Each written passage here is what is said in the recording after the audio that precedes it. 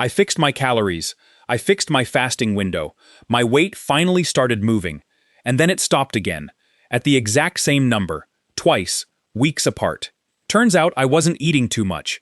I was eating protein at the wrong time, in the wrong amount, and in the wrong form. And I was quietly losing muscle, instead of fat, without realizing it, because the scale doesn't tell you what you actually lost. If you're fasting consistently, eating enough protein on paper, and still watching your body composition barely change month to month, this is probably why. Last video, I told you fasting isn't a metabolic cheat code. It's a tool that only works if what you eat inside the window is actually dialed in. I showed you the calorie side of that equation, matching intake to a real deficit, instead of assuming the fasting clock does the work for you. A lot of you asked the obvious follow-up in the comments. Okay, so what do I actually eat? And when do I eat it? Fair question, and one most fasting content skips entirely.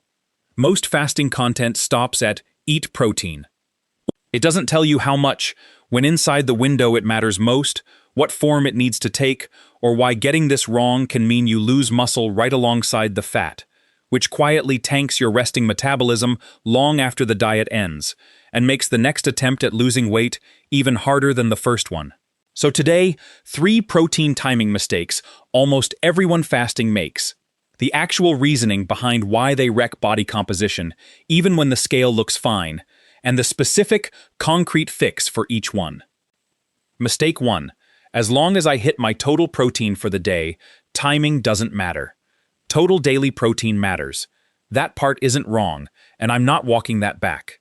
But during a fasting window, when you eat it, matters almost as much as how much you eat across the full day.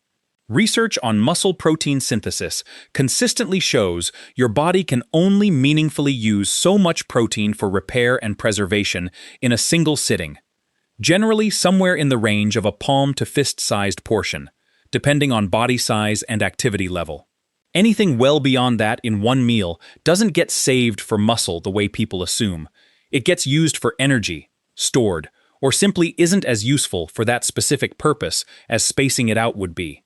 Cramming your entire day's protein into one meal at the end of an eating window means long stretches, both during the fast itself and earlier in the eating window before that meal arrives, where your muscles have essentially no circulating amino acids available while you're sitting in a calorie deficit.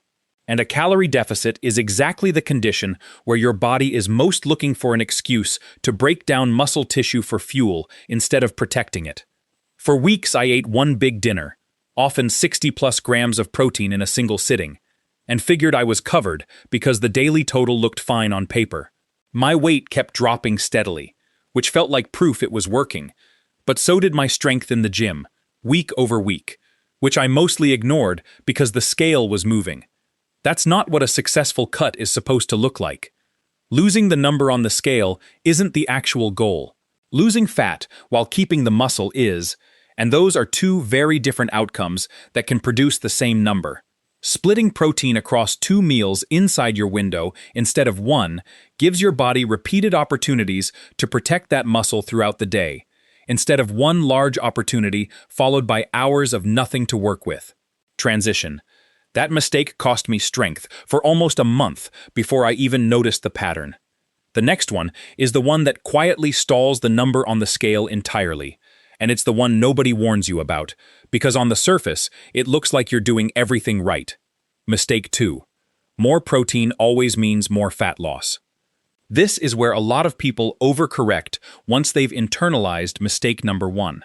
Someone realizes protein timing matters, gets a little anxious about it, and assumes doubling their intake will double the results. It won't. And past a certain point, it can actively work against the exact thing you're trying to do. Protein still has calories, just like carbs or fat. It's not a free macro. If you're already eating an amount that maintains your deficit, stacking additional protein on top of that, instead of swapping it in for other calories, just erases the deficit that was making the fast effective in the first place. You end up eating clean your way, right out of a calorie deficit, without ever noticing, because protein feels like the safe, virtuous macro you don't need to think twice about.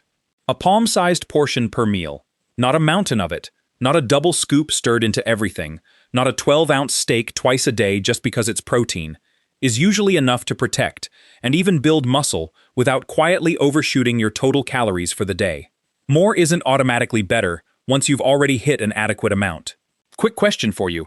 Are you actually tracking your protein right now, or just eyeballing it and hoping it's somewhere close? Drop it in the comments. I want to know how many of you are flying blind on this exact number, because I was for months and genuinely thought I had it handled. Transition. Now here's the mistake that actually cost me the most time out of all three, and it's the one I was the most confident I had already figured out, which is exactly why it took so long to catch. Mistake 3. Breaking my fast with a protein shake is the smart move. This felt like the obvious, disciplined choice. Protein first, the moment the window opens, before anything else touches your plate. What could possibly go wrong with a move that sounds that responsible? The problem isn't the protein itself, it's the form it comes in. A fast-digesting, liquid-only meal spikes insulin quickly, gets absorbed fast, and leaves you with essentially nothing substantial sitting in your stomach 30 to 40 minutes later. There's no volume to it, no fat slowing digestion down, nothing signaling to your body that a meal actually happened. For a lot of people, that translates into feeling hungrier earlier in the eating window than they would have otherwise, which leads directly to snacking later in the day, quietly adding calories back in that undo the exact deficit the fast was designed to create in the first place. I did this for 3 weeks straight, shake first, real meal, roughly 2 hours later like clockwork, because it felt like the smart, efficient way to start the day. I felt hungry for almost the entire eating window and started grabbing extra snacks by mid-afternoon without really registering it as a pattern, let alone a problem worth examining. My weight barely moved for 2 full weeks, and I genuinely couldn't figure out why, because on paper my protein number and my calorie number both looked completely fine. The fix wasn't dropping the shake entirely. It was breaking my fast with a solid, whole food meal first. Eggs, or chicken with vegetables, something with actual volume and some fat alongside the protein, and saving the shake as a snack later in the window if I actually needed one, rather than leading with it every single day. Transition. So once I stopped guessing and just structured the window properly, instead of trying to optimize each piece of it in isolation, that's when things actually shifted. Here's exactly what changed once I put all 3 fixes together. 2 protein-anchored meals inside an 8-hour window, spaced apart instead of stacked into one sitting at the end of the day. A solid, whole food meal to break the fast, not a shake, not a bar, something with real volume and some fat in it. A palm-sized portion of protein per meal, not a scoop dumped on top of everything else just because it felt like the safe, easy choice. I didn't change my fasting window at all. I kept the same 16/8 I'd been using for months. No adjustments there. I didn't even add more protein overall. The daily total barely moved from what I'd already been hitting. I just moved it around and changed its form. My strength came back within 2 weeks in the gym, and my weight started moving again without me changing anything else about the diet at all. That's the part that surprised me most going through it. It wasn't a new rule, or a stricter one.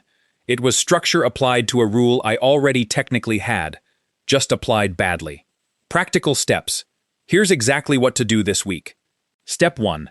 Split your daily protein across at least 2 meals inside your eating window, not one large meal at the end of the day. Step 2. Aim for a palm-sized portion per meal, not more, not less. Stop eyeballing it and actually check once so you know roughly what that looks like on your plate going forward without needing an app every time. Step 3. Break your fast with a solid, whole food meal first. Save shakes for later in the window as a top-up if you use them at all, rather than leading with one every day. Step 4.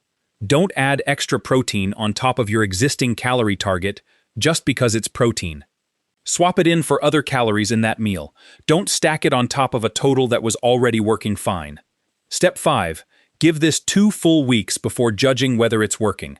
One good day or one bad one tells you nothing about the actual trend, and daily fluctuations will mislead you if you check too often.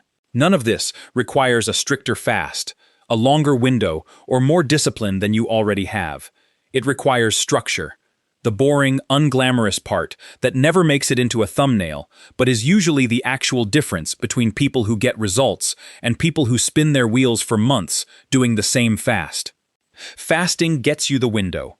What you do inside it is what actually determines whether you lose fat or just lose weight. And protein timing is the part almost every guide skips past on the way to something flashier and more clickable. If this changed how you think about your eating window, the next video breaks down the sleep mistake that's quietly undoing everyone's fasting results. Even when the food and the window are both completely dialed in and everything looks right on paper,